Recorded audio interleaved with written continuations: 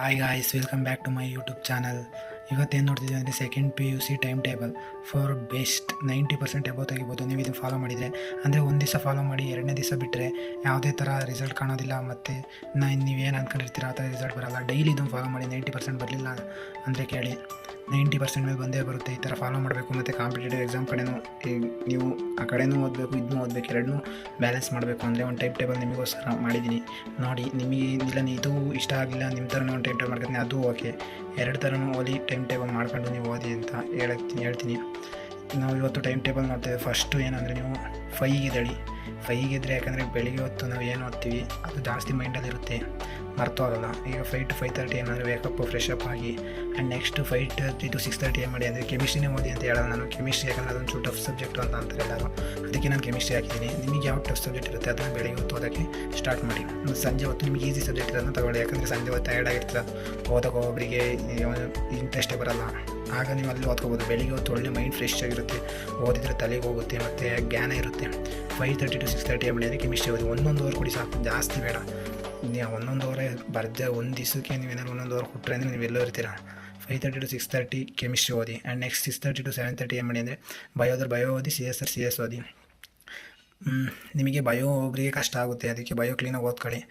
ಏನು ಅಂದರೆ ನೀವು ಇದನ್ನು ಫಾಲೋ ಮಾಡಿಲ್ಲ ಅಂದರೆ ಮುಂದೆ ಒಂದಲ್ಲ ಒಂದು ದಿವಸ ಗೊತ್ತಾಗುತ್ತೆ ಇದ್ರ ಪರಿಣಾಮ ಸೆಕೆಂಡ್ ಇಯರ್ದು. ಈಗ ಗೊತ್ತಾಗಲ್ಲ.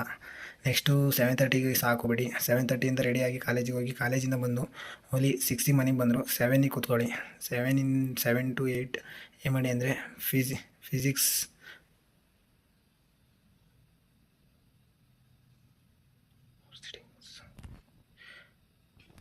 ಸಾರಿ ಗಾಯ್ಸ್, ಒಂದು ಸ್ವಲ್ಪ ಅದು ಕ್ಯಾಮ್ರಾ ಏನೋ ಡಿಫಾಲ್ಟ್ ತೋರಿಸ್ತು. ಕಂಟಿನ್ಯೂ ಮಾಡೋಣ. ಎಲ್ಲಿ ನಿಲ್ಲಿಸಿದೆ ನಾವು? ಬಯೋ CS ನಿಲ್ಲಿಸಿದ್ದು. Next college. ಅಲ್ಲಿಂದ 7 ಗಂಟೆಗೆ ನೀವು ಬಂದರು. 7 ಗಂಟೆಗೆ ನೀವು ಏನೇ ಎಂಜಾಯ್ ಮಾಡ್ಕೊಳ್ಳಿ, ಆಟ ಆಡ್ಕೊಳ್ಳಿ. 7ಗೆ ಬಂದರು. 7 to 8 ಏನು ಮಾಡಿದರೆ ಫಿಸಿಕ್ಸ್ ಓದಿ. ಫಿಸಿಕ್ಸಲ್ಲಿ ನ್ಯೂಮರಿಕಲ್ಸ್ ವೆರಿ ಇಂಪಾರ್ಟೆಂಟ್, ಅದನ್ನು ವರ್ಕ್ ಮಾಡಿ. ಸಂಜೆ ಹೊತ್ತು ಯಾಕಾಗಿದೆ ಅಂದರೆ ಅದು ಫಿಸಿಕ್ಸ್, ನ್ಯೂಮರಿಕಲ್ಸ್ ಮತ್ತು ಪ್ರಾಬ್ಲಮ್ಸ್ ಮತ್ತು ಡಿರೈವೇಷನ್ ಇರೋದ್ರಿಂದ ಸಂಜೆ ಹೊತ್ತು ವರ್ಕ್ ಮಾಡೋದ್ರಿಂದ ಒಂಚೂರು ಇಂಟ್ರೆಸ್ಟ್ ಆಗಿ ಬರುತ್ತೆ, ಕಲಿಬೋದು. ಬೆಳಿಗ್ಗೆ ಹೊತ್ತು ಹಾಕಿದರೆ ಯಾರು ವರ್ಕ್ ಮಾಡ್ತಾರೆ, ಈಗಿನ ಇದ್ದೀನಿ ಅದೇ ಓದೋದಾದರೆ ಬೆಳಿಗ್ಗೆ ಓದ್ಬೋದು. ನೆಕ್ಸ್ಟು 8ಗೆ ಊಟಕ್ಕೆ ಹೋಗಿ. 8:30 ಗಂಟ ಡಿನ್ನರ್ ಮುಗಿಸ್ಕೊಂಡು ಬನ್ನಿ. ಆಮೇಲೆ 8:30 ಇಂದ 9:30 ಏನು ಮಾಡಿ ಅಂದರೆ ಮ್ಯಾಥ್ಸ್ ವರ್ಕ್ ಮಾಡಿ. ಮ್ಯಾಥ್ಸ್ 9:30 ಅಂತ ಹೇಳಲ್ಲ, ಇನ್ನೂ ಜಾಸ್ತಿ ವರ್ಕ್ ಇದ್ದರೆ 10 ಗಂಟೆ ಮಾಡಿ. 10:30 ಗಂಟಲು ಮಾಡಿ. ಯಾಕಂದರೆ ಮ್ಯಾಥ್ಸ್ ವರ್ಕ್ ಮಾಡ್ಬೋದು. ಅದು ವರ್ಕ್ ಮಾಡೋ ಸಬ್ಜೆಕ್ಟ್ ಆಗಿದ್ದರಿಂದ ನಾನು ಲಾಸ್ಟಿಗೆ ಹಾಕಿದ್ದೀನಿ, ಅದು ಮಂಕಬೇಕಾರೆ. ಯಾಕಂದರೆ ವರ್ಕ್ ಮಾಡ್ತಾಯಿದ್ರೆ ನಿದ್ದೆ ಬರೋಲ್ಲ, ಓದ್ತಾಯಿದ್ರೆ ನಿದ್ದೆ ಬರುತ್ತೆ. ಅದಕ್ಕೆ 9:30 to 10 ಏನಾದ್ರು ಕನ್ನಡ ಇಂಗ್ಲೀಷ್ ನಿಮಗೆ ಒಂಚೂರು ಕಷ್ಟ ಆಯ್ತಿದೆ, ಕನ್ನಡ ಇಂಗ್ಲೀಷನ್ನು ಜಾಸ್ತಿ ಓದೋದು ಬೇಡ. ಎಕ್ಸಾಮ್ ಹಿಂದಿನ ದಿವಸ ಓದ್ಕೊಂಡ್ರೆ ಆಗುತ್ತೆ ಅಂತ ನೆಗ್ಲೆಕ್ಟ್ ಮಾಡಿದರೆ ನಿಮ್ಗೆ ಕಡಿಮೆ ಸ್ಕೋರ್ ಬರುತ್ತೆ. ಅದರ ಸ್ಕೋರ್ ಜಾಸ್ತಿ ಬಂದರೆ ನಿಮ್ಮ ಸ್ಕೋರು ಜಾಸ್ತಿ ಆಗ್ತಾ ಹೋಗುತ್ತೆ. ನಾನು ಕನ್ನಡ ಚೆನ್ನಾಗಿ ಬರೆದಿದ್ದೆ, ಇಂಗ್ಲೀಷು ಚೆನ್ನಾಗಿ ಬರೆದಿದ್ದೆ. ಅಂದರೆ ಮಾರ್ಕ್ಸು ಒಂದು ಸ್ವಲ್ಪ ಕಡಿಮೆ ಬಂದಿತ್ತು, 90 ಏನೋ ಬಂದಿತ್ತು. 9:30 to 10 ಕನ್ನಡ ಇಂಗ್ಲೀಷ್ ನಿಮಗೆ ಬೇಕು ಅಂದರೆ ಓದ್ಕೊಳ್ಳಿ. ಇಲ್ಲಾಂದರೆ ನನಗೆ ಮ್ಯಾಥ್ಸಿಗೆ ಒಂದು ಯಾವ ಟಫ್ ಸಬ್ಜೆಕ್ಟ್ ಇದೆ ಅದನ್ನು ಅಲ್ಲಿಗೆ ಹಾಕ್ಕೊಳ್ಳಿ. ಮತ್ತು ನೆಕ್ಸ್ಟು ವೀಕೆಂಡ್ ಟೈಮ್ ಟೇಬಲ್ ನೋಡೋಣ.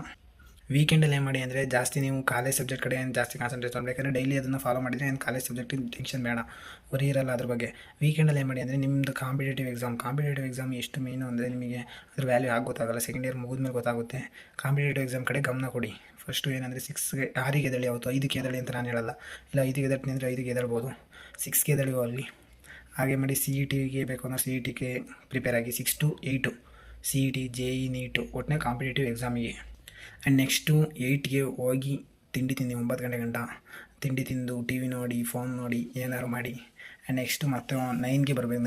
9ರಿಂದ 12 ಗಂಟೆ ಏನು ಮಾಡಿದರೆ ಕಾಂಪಿಟೇಟಿವ್ ಎಕ್ಸಾಮಿಗೆ ಓದ್ಕೊಳ್ಳಿ ಮತ್ತೆ. ಯಾಕಂದರೆ ಕಾಂಪಿಟೇಟಿವ್ ಎಕ್ಸಾಮ್ ವೆರಿ ಇಂಪಾರ್ಟೆಂಟ್. ಇಷ್ಟು ಟೈಮ್ ಸಾಲಲ್ಲ. ನಾನು ಇದು ವೀಕೆಂಡ್ ರದ್ದಲ್ಲಿ ಹೇಳ್ತಾ ಇರೋದು, ಅದಕ್ಕೆ ಅದರಲ್ಲಿ ಎಲ್ಲೂ ಹಾಕೋಕ್ಕಾಗಲ್ಲ. ಯಾಕಂದರೆ ಕಾಲೇಜ್ ಸಬ್ಜೆಕ್ಟು ಓದಬೇಕು, ಅದು ಮೇನ್ ಇಂಪಾರ್ಟೆಂಟು. ಅದಕ್ಕೆ ಆಮೇಲೆ 12ರಿಂದ 2 ಫುಲ್ ಫ್ರೀ. ನೀವೇನಾದ್ರು ಮಾಡ್ಕೊಳ್ಳಿ, ಬ್ರೇಕ್, TV ನೋಡಿ, ಫಿಲಮ್ ನೋಡಿ, ಮೂವಿ ನೋಡಿ, ಏನಾದರೂ ಮಾಡಿ, ಫ್ರೀ. ಆಮೇಲೆ ನೆಕ್ಸ್ಟು 2 to 3 ಏನು ಮಾಡಿ ಅಂದರೆ ಕಾಲೇಜ್ ಸಬ್ಜೆಕ್ಟ್ ರಿವೈಸ್ ಮಾಡಿ. ನಿಮಗೆ ಅದರ ಟಫ್ ಆಯ್ತೈತೆ, ನಾನು ಇನ್ನು ಓದಬೇಕಿದ್ದನ್ನು ಸಾಲಲ್ಲ ಅಂತ ಅನಿಸಿದರೆ. ಇಲ್ಲ ಅಂದರೆ ನೀವು ಅದರಲ್ಲಿ ಏನು ಮಾಡಿ ಅಂದರೆ ಕಾಂಪಿಟೇಟಿವ್ ಎಕ್ಸಾಮ್ಗೆ ಮತ್ತೆ ಓದಿ, ವರ್ಕ್ ಮಾಡಿ. ಎಷ್ಟು ಕಾಂಪಿಟೇಟಿವ್ ಎಕ್ಸಾಮ್ ಕಲಿತೀರ ಅಷ್ಟೇ. ಅದಾದಮೇಲೆ ನೀವು ಫುಲ್ ಫ್ರೀ. ಏನಿಲ್ಲ, ನಾನು ಇಷ್ಟೇ ಹೇಳೋದು. ಇಷ್ಟು ಫಾಲೋ ಮಾಡಿದರೆ ಸಾಕು. ಆದರೆ ಒಂದು ದಿವಸ ಬಿಟ್ಟು ಇವತ್ತು ಫಾಲೋ ಮಾಡಿದೆ, ನಾಳೆ ಮತ್ತೆ ಬಿಟ್ಟೆ, ಮತ್ತೆ ಅದು ಸರಿಯಾಗಲ್ಲ. ಅಂದರೆ ಈಗ ಅದು ಒಂದು ಸತಿ ನೀವು ನಿಲ್ಲಿಸ್ತೆ ಅಂದರೆ ಅಲ್ಲಿಗೆ ಮುಗೀತದು.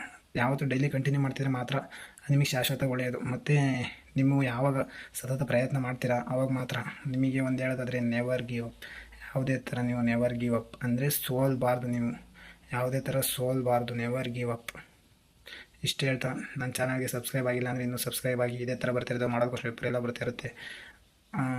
ನೆಕ್ಸ್ಟು ನಿಮಗೆ ಯಾವ ಥರ ವೀಡಿಯೋಸ್ ಬೇಕು ಕಮೆಂಟ್ ಮಾಡಿ. ನಿಮಗೆ ಏನು ಬೇಕು ಅಂತ ನೀವು ಕಮೆಂಟ್ ಮಾಡಿದರೆ ಮಾತ್ರ ನಾನು ತಿಳಿಸೋಕ್ಕೆ ಸಾಧ್ಯ. ಇದೇ ಥರ ಎಕ್ಸಾಮ್ ಟಿಪ್ಸ್ ಎಲ್ಲನೂ ಹೇಳ್ಕೊಡ್ತಾ ಇರ್ತೀನಿ. ಸಬ್ಸ್ಕ್ರೈಬ್ ಆಗಿ, ಶೇರ್ ಮಾಡಿ, ಕಮೆಂಟ್ ಮಾಡಿ, ನಿಮ್ಮ ಫ್ರೆಂಡ್ಸಿಗೂ ಶೇರ್ ಮಾಡಿ. ಅವರಿಗೂ ಟೈಮ್ ಟೇಬಲ್ ಹೆಂಗೆ ಮಾಡೋದು, ಹೆಂಗೆ ಓದ್ಕೊಳ್ಳೋದು, ಏನು ಹಿಂಗೆ ಅಂದರೆ PUC ಬೋರ್ಡ್ ಎಕ್ಸಾಮ್ ಇದನ್ನು ಫಾಲೋ ಮಾಡಿದರೆ 90% ಪಕ್ಕ. ಮತ್ತು MCQ ಜಾಸ್ತಿ ಓದ್ಕೊಡಿ.